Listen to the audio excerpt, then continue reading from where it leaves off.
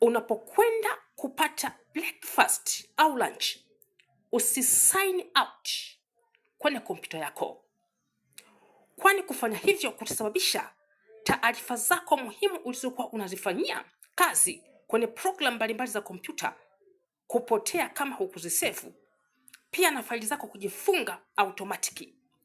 Unachotakiwa kufanya ni hiki: moja kwa moja unakuja hapa kwenye power menu, una click pale. Ukiklik pale itafunguka. Ikishafunguka, unachokifanya unakuja moja kwa moja kwenye menu hiyo iliyoandikwa sleep, una click hapo. Ukiklik hapo, basi kompyuta yako ita sleep kama ulivyoona hivyo, sleep kioo cheusi. Utaenda lunch, utarudi, utaikuta bado sleep.